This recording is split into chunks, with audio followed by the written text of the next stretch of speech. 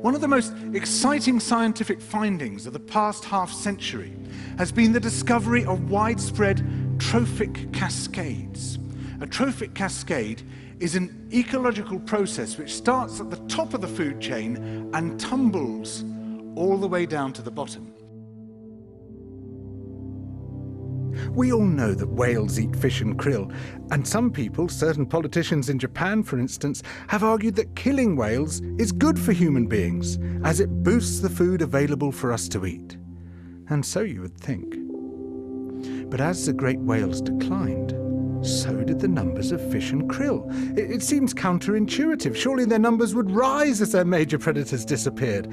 But it now turns out that whales not only eat these animals, they also keep them alive.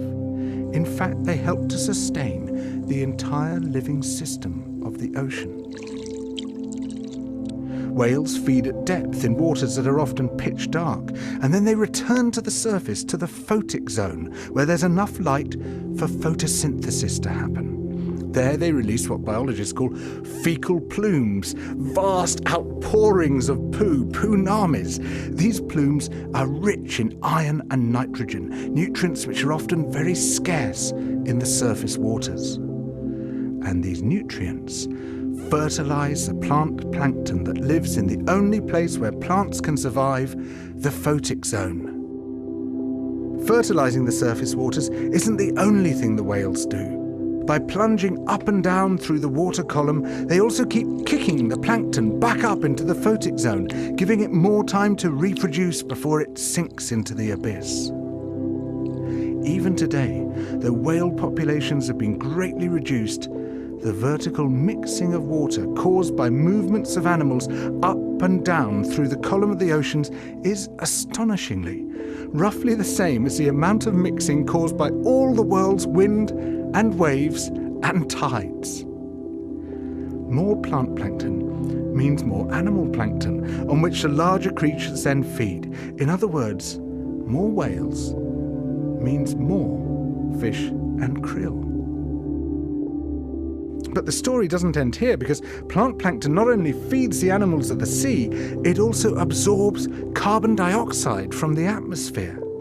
When eventually it sinks to the ocean floor, it takes this carbon out of circulation down to a place where it remains for thousands of years. The more whales there are, the more plankton there is. The more plankton there is, the more carbon is drawn out of the air.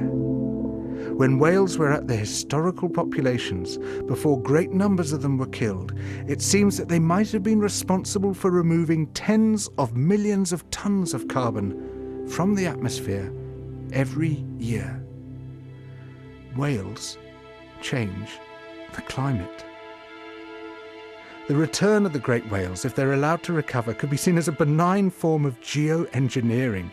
It could undo some of the damage we've done, both to the living systems of the sea and to the atmosphere.